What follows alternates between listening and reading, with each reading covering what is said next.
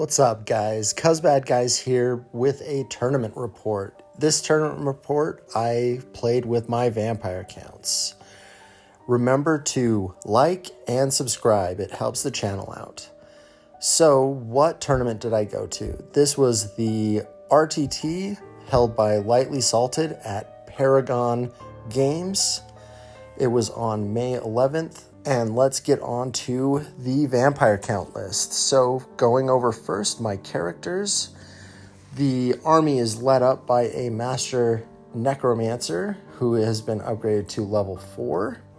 He's on foot, has a spell familiar, and the scepter. The scepter lets him cast the invocation of heck twice. It helps me raise guys back from the dead. The magic that I'm going to be running with him is going to be dark magic, as I found that's the best spell set for him to have, being behind my battle line and buffing and debuffing, using the buffing and debuffing spells. His buddy necromancer is also a master necromancer, also level 4. He is on the Mortis engine and has the Talisman of Protection, the Hand of Dust, which is an assailment spell, bound spell, that is just for the Vampire Count's army, and has the Lure Familiar. I put this guy with the Lure Familiar because there's spells that I absolutely have to have for this army, which is going to be from Necromancy. And the spells that I have to have are going to be the Spiritual Vortex, which is the -1 leadership vortex, and the level 6 one, which is -2 leadership. So this army really runs off of debuffing my opponent's leadership because I brought 3 Welling Dirges, which is going to be from the Banshee, the Mortis engine, and the Terrorgeist. I didn't go full in on screams with this list, as you can put 6 screams into a list, but I felt like that was too much and would be relying too heavily on the scream, so I didn't dive straight into that. I wanted to have other punches in the army. The next character is going to be my White Lord on foot. He has a great weapon, a shield, as I found this is probably one of the best loadouts to give a character, because then they can choose, depending on who they're fighting, to either go hand weapon shield or just great weapon, as taking the great weapon doesn't get rid of your hand weapon. It's just in addition to. So it's a great loadout for characters. As said, he is the battle standard bearer, and I took the Banner of the Barrows, which for vampire counts means that all the whites in his unit always hit on 3s regardless of weapon skill. So regardless of who I'm fighting, my whites always hit on 3s. Obviously, he is going to be going into the big block of Graveguard. His last bit of kit is going to be the Helm of the Damned, which is a 4+ ward save, which makes him incredibly tanky. So he's got a 4-up armor with a 4-up ward save, and then because of the unit he's in, has 5-up regen, so is incredibly tough and hard to kill. The crown does come with a drawback of stupidity, but I found that in Undead, because the Undead can't march, if he fails his stupidity, it's not that big of a deal, because I want this unit to just be trundling forward 5 inches anyway, or 4 inches, but it's usually 5 inches because of the bonus from the Mortis engine. But that being said, him failing his stupidity check is usually irrelevant. And then my last character is, as previously stated, the Banshee. The Banshee is in here as a cheap addition for a Welling Dirge. It's also an addition of Terror. So if I have a problem unit that I need to try to have them run away and just get them out of my hair for a minute, she's a great addition for that.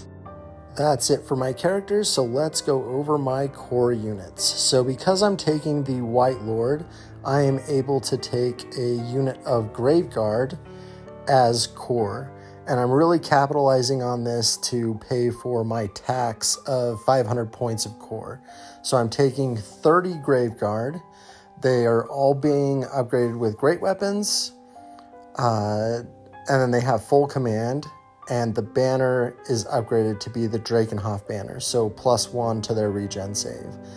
So these guys I found are incredibly resilient. Because they're toughness 4 on a 25 mil base, you really get to concentrate that defense into a lower profile. So even though I'm running this unit 10 wide, them being toughness 4 means that when I go up against other toughness 4 models, most of the other toughness 4 models are on 30 mil bases, so they're quite a bit wider. So I'm able to get more of my guys into base than other competing models. And then between the bonuses that I give them with my Dark Mage, so I give them Battle Lust, which is the Frenzy and Hatred, so they get +1 attack, so they go from 1 attack to 2 attacks apiece, and usually most of them are in base. And then Hatred means that I get rerolls to hit, so the Drakenhof banner making it so I always hit on 3s with rerolls, and then +1 attack. It's just really, really good. Usually the things in front of this unit, they just get blended to death.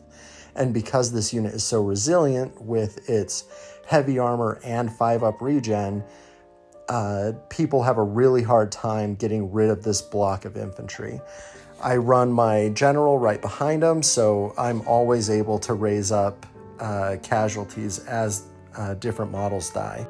Lastly, for the core, I've got 24 zombies. This is literally just to fill out the rest of the core. It's also there for my turn 1 use of Invocation to Heck, because if I ever go first, none of my models are going to be dead, so I'm not going to be able to capitalize on using my abilities. And to be able to utilize those abilities, I bring the unit of zombies to get additional bodies on the table. Going first and being able to target this unit of 24, because I have 3 invocations of Nehek, all of them are level 4. This unit always jumps up to being a unit of 40. So it goes from 24. I keep my necromancers within 12 inches of the BSB, which gives them a leadership reroll for Invocation of Nehek. And then that zombie unit gets targeted by that, and it gets 4 times 3 is 12 plus 3d3. So it's 12 zombies plus 3d3, which I can only add a maximum of 16 to the unit because it's a unit of 24. So it always hits 40 turn 1. And 40 zombies is super hard to chew through. I usually throw this unit up against something like a giant or some kind of monster. Now let's move on to my special units. So this is going to be my spirit hosts, my ghosty boys. So I went back and forth with this list, either taking bat swarms or spirit hosts. So the bat swarms for 3 would be 117 points, which would give me 30 points, which is exactly enough to be able to take the Ruby Ring of Ruin. And the Ruby Ring would go on my general, and he would have a magic missile to be able to throw out at people. I bounced back and forth between taking the spirit hosts or the bat swarms, and finally decided that ethereal would be better than the magic missile. And I'm pretty sure that was the best choice, because the magic missile, I feel, would have distracted my general from needing to be a buff piece and a debuff piece and a raising guys back from the dead. So I would get too distracted on shooting my magic missile and like trying to kill stuff. Overall, I believe that this was the best choice because they're ethereal. An opponent has to dedicate either a magic missile to shoot them to death or a character or a unit or something that has magical attacks, which for most armies, they don't just come standard with magical attacks. They would have to dedicate a character with a magic weapon to destroy these guys, or they just have to focus on static combat resolution, so like ranks and banners and stuff, to be able to actually kill these guys. Let's move on to rare choices. So first off in rare choices is going to be the Blood Knights. These guys are essentially the heavy cav for the army. They are essentially copy-paste Chosen Knights. They're toe-to-toe with Grail Knights. They are the quintessential heavy cav poster child unit for Old World. I think they are great. I wanted to be able to run a unit of these because they come with so many bonuses. They have first charge, counter charge. They can be upgraded with full plate armor, so they get a 2+ save. I only upgraded standard bearer in the unit, as every model can issue challenges and accept challenges. So every model is essentially a unit champion. If you upgrade a unit champion, you do get an extra attack, but I figured I just needed that ability to be able to do challenges. And then the musician, I didn't think I really needed, and I could really save points on not taking a musician. The standard, I might upgrade in the future to be able to be a war banner, so they get +1 combat resolution. But as long as you don't send them after the hardest hitting thing in your opponent's army, they can go toe-to-toe with almost any elite unit that's going to be in that army. Following that up, we've got the Terrorgeist, which it's awesome that you can actually take a dragon kind of unit without needing a rider, so you don't actually need to put a character on top of this guy.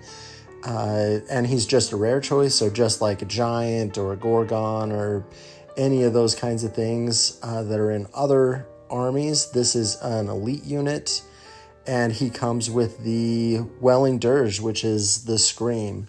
So let's talk battle plan for this army. The thing that I want to do with this army is to make a battle line using the zombies, the Graveguard, and the Spirit Hosts, and just make a battle line and push up on my opponent.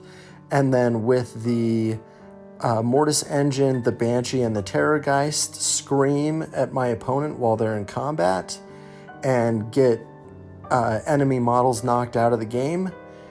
Just keep doing that and just be more resilient than my opponent.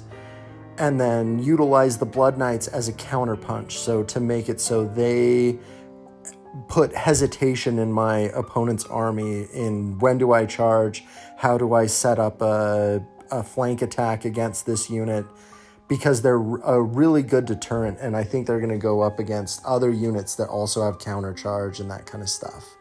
So off to round 1 of the tournament. It was an open battle layout with set up terrain, just as you see here, and it was versus Warriors of Chaos. So my opponent had Warriors of Chaos. He had a Lord on a Dragon. He had a unit of Knights, a unit of regular Warriors, a unit of Chosen Knights, a unit of Chosen Warriors, a Battle Standard Bearer, a level 4 Wizard, and the Dragon Lord. So facing off against this army, I knew that the Dragon Lord was going to be a huge pain in trying to kill him, because I just know that Dragon Lord is very resilient. That being said, I wanted to utilize as much screams as I could against him, because that's going to really bypass his toughness 6, all of that kind of stuff. So as you can see, the way that I deployed, I put my Blood Knights on the left flank. I then went zombies. I put the Banshee right next to them. I put my General on foot behind the forest. And then the Mortis Engine followed up with the Graveguard in front. And then the Terrorgeist on the right flank. So He put down his chosen knights across from my blood knights, which they're pretty equivalent, and during the match they pantered back and forth and tried to see who could get the better charge and stuff, but we both had counter charge, and I think we should have just charged sooner than we did. We ended up charging each other, and they were essentially deadlocked for 2 turns, and they killed each other. There was one Blood Knight left at the end of the fight over there, and he ended up coming out on top.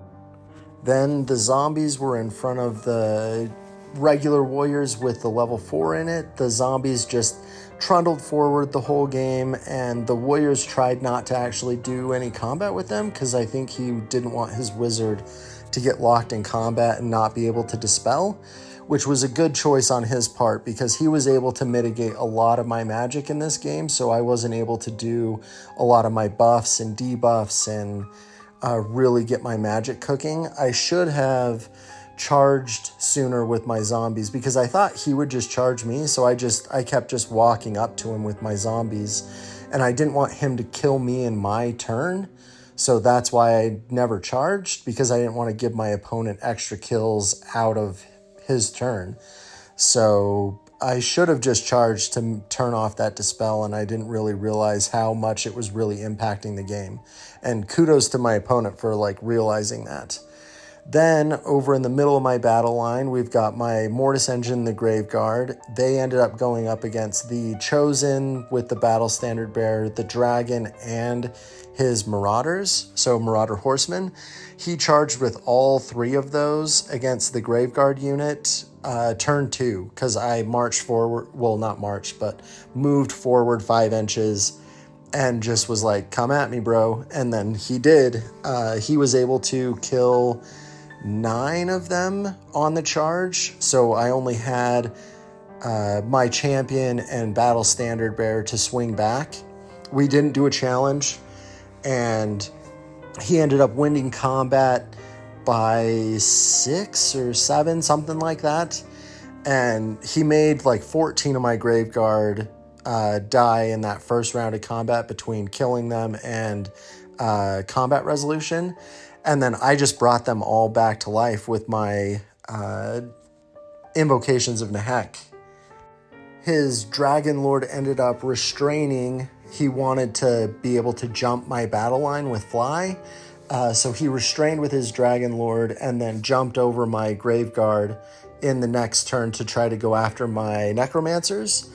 And then it was just the Chosen and Marauders in combat with my Graveguard, and then over the next 2 rounds, my Graveguard just chopped those units to bits because I was able to get Battle Lost off a couple times, and then they just chopped into guys that wouldn't come back to life. And then the Terrorgeist over on the right flank was up against a unit of knights, and he just flew up to them, not marching, and then screamed at them, and then 4 out of 5 of them died because he just rolled really, really high. He rolled an 11 or something on his leadership check, and then 4 of them just died because it's no armor save, no regen. And the Terrorgeist just cleaned up that flank on his own. The Dragon ended up charging my general in the last turn of the game, and because it's a Dragon Lord versus a weenie little guy on foot, he just chopped him down. So I did lose my general because I was unable to scream that Dragon Lord to death. He was, for 2 turns, he was flying around with only 1 wound left, and I wasn't able to get that leadership, him to fail that leadership, to lose that last wound. It's one of the reasons why I didn't want to go all in on the screams, because I didn't want to just depend on screams. But kudos to my opponent for being able to kill my general, and it was an absolutely awesome game. This game ended with me getting 913 points to my opponent getting 367 points. So it was a solid victory to me as I won by more than 500 points. And I was really getting the way my army really worked on the table against elite infantry. I really appreciated this game, and it was a ton of fun. Moving on to round 2, and this is going to be Mountain Pass versus a Beastman army. So I was really interested in seeing how this game was going to go out as I had a really deep deployment zone. Knowing that my opponent was a Beastman army, he did ambush both a Centaur unit and a Minotaur unit, and because they weren't on the table, I knew that they were going to pop up behind me, and my deployment zone was so deep, I figured I'd just push forward really, really hard and just try to run over his army as he was missing close to 500 points on the table because of those 2 units being off. And just utilize my point advantage. And I was able to really destroy his army. He had brought a Razagor, 2 of the Gorgons, a unit of Beastigors, a unit of Gors, and a unit of Ungors. In the Beastigors, he had his General and BSB. In the Ungors, he had a level 4 with the magic item that lets him reroll wounds on magic missiles, which he kept shooting at my Graveguard, and he would kill like 8 Graveguard every turn, and then I would just bring them back to life. I think if he would have faced a different army, not being able to bring things back to life, he would have really killed that unit. Because that unit actually failed a charge on the first turn that I tried to do a charge with them. I rolled like 2 2s on my charge and just like trundled forward and got shot again. But the thing that really shined in my army this time was my Blood Knights. So my Blood Knights are there on the left flank again. They moved up and got within charge range of the Razagor because I was like, hey, you're a lone Razagor. I'm going to be able to take those impact hits and then just kill you and then overrun, and that's exactly what happened. He ran up, smashed into the Blood Knights. The Blood Knights used their lances and killed him, and then overran into the Gorgon, and that let me kill his model in his turn, and then overrun into the Gorgon, and then on my turn I debuffed the Gorgon, and then lanced it to death, and then ran into his unit of Gors and fought it in his unit of Gors in his turn. So I kept killing models every single turn, like my Blood Knights were in combat every single turn, and I was able to just run over his entire left side of his army with just my Blood Knights. On turn 2, his Minotaurs and his Centaurs both showed up on my back line, and as you can see right here, I had my Spirit Host turn around and just go face those units as there are no magic weapons in any of them. So my Spirit Host actually ended up getting into combat with the Minotaurs, and I would do 2 wounds every combat, and he would do 1 wound to me from combat resolution. So throughout the whole game, his Minotaur swung at ghosts and ended up dying because they couldn't actually like kill them. And the Spirit Host actually came in clutch right there.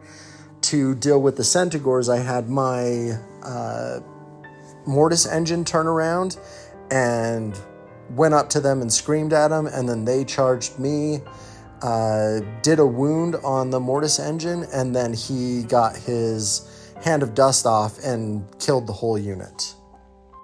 At this point in the game, my opponent was laughing so much because he hadn't seen his army just get smashed this hard before, and people really started noticing our game, and they came over and started asking questions about how the scream worked, and we just really started having fun because the Vampire Count army was just like raising everybody back to life and not taking any damage, and then just cutting people down.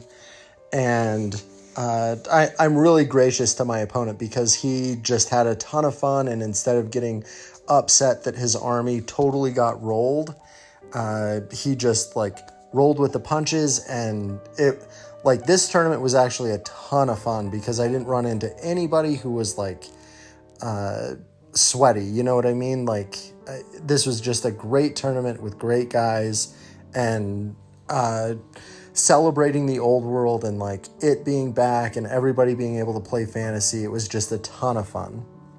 That being said, the last turn of the game, I was able to surround his last block of infantry with my Grave Guard, the zombies, and the Terrorgeist, and the Blood Knights, and I wiped out the whole unit in one round of combat. And then our score ended up being 0 points for my opponent, as he was unable to kill anything enough to either have it be dead or down to 25%. And I completely wiped out my opponent, getting all of my points in close combat, so I was able to get all of his banners. And with that, moving on to round 3. Round 3 is going to be the Breakpoint layout, as you can see here, and this is also versus Warriors of Chaos. So I only fought against Chaos factions the whole tournament. At least this army, I didn't have to face against another Dragon Lord. He brought a Demon Prince, and a little bit different of a list compared to the first guy that I played against. So he had a unit of Dragon Ogres over there on the left flank, followed by where he put his Demon Prince and a Chaos Giant. Then he had a unit of Warriors of Chaos, then a unit of Ogres with great weapons, and then a unit of Warriors. And that unit of Warriors had his BSB in it. And then on his left flank, on what would be his left flank, is his unit of Chaos Chosen Knights that he put in marching column, and they had drilled, so they were able to move really far and then spread out. He got turn 1, so this is a picture of turn 1 with his hounds jumping up to do move blocks and really try to be a thorn in my side. The way my army works is I'm just going to march forward and smash the things in front of me and not care about getting charged. So I ended up having my Blood Knights just taking out that unit of hounds, and then my Grave Guard just took out the other unit of hounds. I had the Terrorgeist actually charge the ogres there in the middle because I figured if I could split that battle line up, I would be able to really take him apart and just take him apart piecemeal. And I had my Spirit Host move sideways to not be in charge range of the warrior block in front, and not be in the original charge arc of the skinny unit of Chaos Chosen Knights, which worked out, and then they weren't able to charge, and then I was able to outmaneuver them just a little bit. So by the end of the game, my Mortis engine actually charged and killed the Chosen Knights along with the Spirit Hosts. So the Spirit Hosts, because they're ethereal, they couldn't use their lances on the charge, and I put Word of Pain on them. So they were Strength and Toughness 3 instead of Strength and Toughness 4. They did have magical weapons because they had their army rule of having the AP1 and magical attacks. But because I did Word of Pain on them, I was really able to actually go toe-to-toe with them with the Spirit Hosts, and then the Mortis engine hit them in the side, and between his impact hits, his lance hits from the Mortis engine, and the Hand of Dust, I was able to just wipe that unit out. Moving back, the Terrorgeist hitting the Ogres, I hit the Ogres with the Terrorgeist, killed enough for me to win combat, and then I ran them down because they broke. He really failed his break check, and I was able to run them down. And then the Demon Prince charged the Terrorgeist, and they punched each other back and forth for almost 3 rounds, and then the Demon Prince finally killed the Terrorgeist. But because the Demon Prince had been in combat for so long, when you're in combat, you're not able to dispel. So my magic was able to just go off and really did a lot of debuffs on his army. The Graveguard were able to kill that first block of warriors that didn't have a character in it. So beat them in close combat, and then they ran through my Blood Knights when they broke and fled. And that killed a ton of them, and then my Blood Knights just charged them as they were fleeing and ran them all down. The Graveguard then went after the unit with the BSB in it, and they just kept fleeing, and I would fell my charge, and then they'd rally, and then they'd flee again and rally, and we essentially did that until the end of the game. So this was a breakpoint mission. So instead of this game ending on turn 6, the game actually ended when one army was at its break total, and his break total was 20 or 21 models. And the last turn of the game, I wanted to wipe out all 3 units that he had left, which was his Chosen, his unit with the BSB, and his Dragon Ogres. And then in that last round of the game, I was able to charge the warriors and then have them run off the board edge from combat resolution. Moving further over, the zombies move forward, and then they were essentially just an anchor in the line to make it so the Dragon Ogres couldn't try to come over and hit the flank of my Graveguard or go after my Wizards. So the zombies moved forward and then just stood there. The Blood Dragons, the Blood Knights, after they killed those hounds, went after the Giant. And they ran up, hit the Giant. They were in combat for 2 turns, and then my opponent found out that I was able to just raise Blood Knights back from the dead because I'm an undead army. And so he would kill 3 Blood Knights, win combat by 1, and kill another Blood Knight, and then I would just raise all of them back to life by targeting the unit with the Invocation of Nehek. And because of that, I was able to really down that Giant.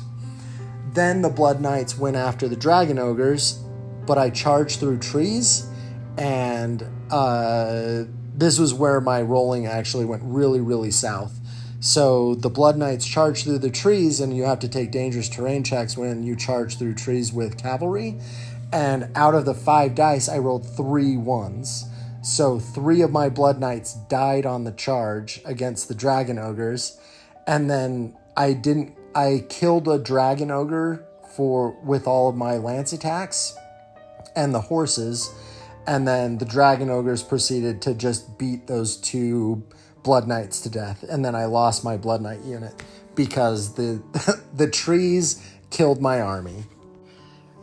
Closer to the end of the game, the Terrorgeist and the Demon Prince fighting each other back and forth, the Banshee walked up and was going to help out against the Demon Prince, and she just stood out of combat and just kept screaming at him and would chip 1 wound away every turn. And then when he finally got out of combat, it was my turn next, and then I just screamed the Demon Prince to death. Then with her target being dead and the Terrorgeist being dead, she went over and ended up screaming the Dragon Ogres to death at the end of the game. So I was able to scream the Dragon Ogres to death, get the warrior unit off of the table with my Graveguard, and kill the Chosen all in a single turn. So I was able to table my opponent in 1 turn instead of having the army break at the break point, because you have to finish out the player turn when you reach the break point. So I was able to table my opponent in the last round. I was able to get 2350 for my points, and my opponent was able to get 482 as he was able to kill my Terrorgeist and the Blood Knights. I was able to finish the tournament with 3 wins, and I was able to get first place. So these are the statistics at the end of the matches. So my opponent game wins is 55%. I ended battle point wise with 57-13 as my battle points for 3 rounds, and my extended opponent game wins were 288%. So 2 of my opponents, the Warriors of Chaos guys, they actually came in 2nd and 3rd place in the tournament. So they had incredible games and were able to still podium even though they each took a loss. Overall, this tournament was a ton of fun. It was the first tournament that I've been able to play in Old World in my location. We have more tournaments coming up over the next couple weeks and months, and I really look forward into being able to participate in those and get more games under my belt with different armies. And that's where it comes to questions to you guys. So what armies would you want to see me take to tournaments? I have several armies, and I am not opposed to taking any of them to any of the tournaments. I like having a mix-up in the different armies that I play, and let's go ahead and go over the different armies that I would be able to take. So I would be able to take vampire counts, obviously. I can change up the list to make it so I have no screams, so I have more screams. I really like the Graveguard unit. I think it's amazing. And the Blood Knights. The Blood Knights are one of my favorite units in there just because their survivability and how hard they punch. That being said, I also have Orcs and Goblins, which you can see previously on my channel. I have that army. It's Black Orcs and Night Goblins. I have a Giant. I've got Doomdiver Catapult. That army is also a ton of fun to play. I have Demons of Chaos. I actually have all 4 of the gods, and I recently was able to pick up a Great Unclean one, so a metal one. So I have all 4 of the greater demons all at the original size. So they're able to fit on the 50 by 50. So I'm actually playing Old World with a greater demon. Like I said, I have all 4 of the gods. I've got Demonettes, Bloodletters, Plague Bearers, Flesh Hounds, all the different things to be able to run Mono God, or I can mix. I have a Soul Grinder. The Soul Grinder is actually a ton of fun to play. So there are those 4 armies as well. And then I've got an Empire army, which the Empire army, I don't actually have any models put together, but I am not opposed to cramming and getting models put together for a tournament. So just like I did for this one, I actually put this army together in a week. It's the reason why there's no paint on any of the models, because I wanted to play the vampire counts for the tournament. So I've got an Empire army. I can do a gun line. I would be able to do cavalry. I have some demigryphs. I think Empire would also be a lot of fun. I know online a lot of people are down talking the Empire, but I actually think they would be a viable list, and they have their own strengths. Bringing great cannons, and then the demigryphs, and war altar with a priest on it. I think there's some big strengths that the Empire can bring. So that being said, in the comments below, throw down the armies that you would like to see me take to a tournament, and I will read through all the comments and figure out what army I should take to the next one. The next tournament is here in 2 weeks, so I'm excited about that. It's going to be another RTT, so 3 games, and it'll be a blast. I'm really excited about Old World, and I love getting in games for these, and I love the tactical breakdowns for different armies and how each army plays different. And again, this tournament, I can't say enough how awesome all the guys were, how everybody like collaborated and like came together and were talking tactics and how much fun they were having, seeing rank and flank on the board, and everybody was just a blast to be around. I really look forward to more tournaments, and I'm going to be signing off. So remember, 'cause bad guys.